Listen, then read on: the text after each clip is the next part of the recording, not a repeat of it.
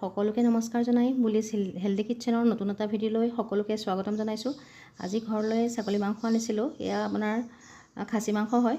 বহুতখিনি তেল আছিলে আৰু লিভাৰ আছিলে। মাংসখিনি মোৰ সময়ো কম আছিলে, গতিকে একেবাৰে সোনকালে হোৱাকৈ মই তেনেদৰে বনাম। এয়া তেল আছিলে আৰু লিভাৰ। এয়া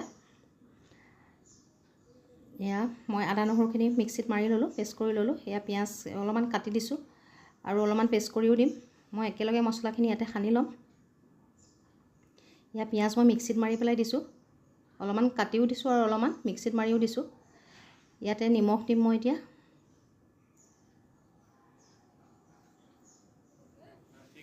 ইয়াৰ ৰঙা জলকীয়া গুড়া দিলোঁ। ইয়াত নিমখ দিছোঁ।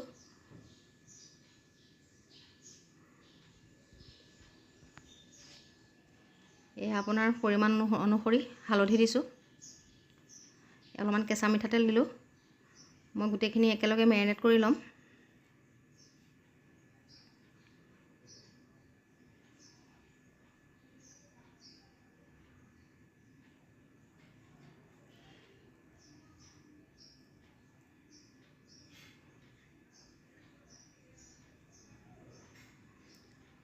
এয়া মই কেৰাহীত তেল দিলোঁ।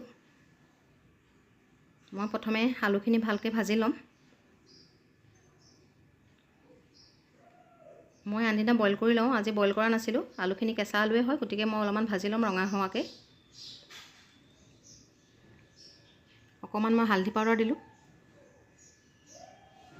দি ভালকৈ অলপ ৰঙা হোৱাকৈ ভাজি ল'লোঁ।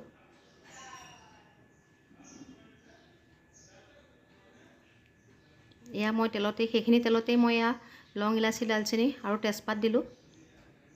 এই মাংসখিনি মই বহাই দিলোঁ। ইয়াতে মই অকণমান জিৰা, জালুক আৰু আপোনাৰ ধনিয়া পাউডাৰ, ধনিয়া হয়, এইখিনিও মই পেষ্ট কৰি লৈছিলোঁ, সেয়া দি দিছোঁ।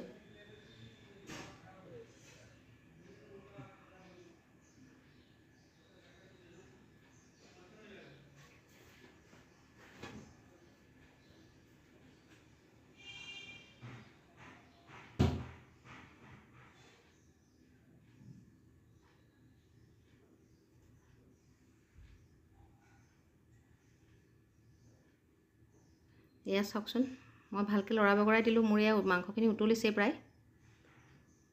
মই এতিয়া এই গোটেইখিনি বস্তু কুকাৰত দি দিম, কাৰণ মাংসৰ পিচকেইটা খুবেই ডাঙৰ আছিলে, গতিকে মই কুকাৰত এটা হুইচেল আহিবলৈ দিম।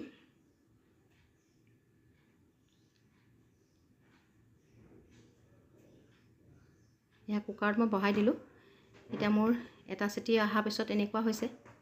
মই এইখিনি এটা কাঢ়ি ল'ম, কেৰাহীলৈ কাঢ়ি দিম এতিয়া।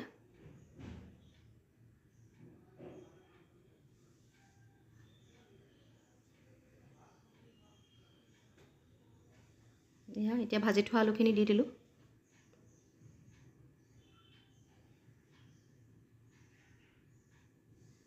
এতিয়া ভালদৰে লৰাই দিম আৰু অলপ সময়ৰ কাৰণে মই উতলিবলৈ দিম, কাৰণ মই আলুখিনি কুকাৰত দিয়া নাছিলোঁ।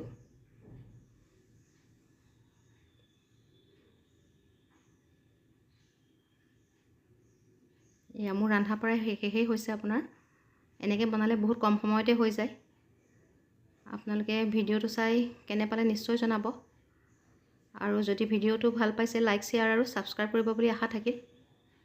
Thank you for ৱাটছিং।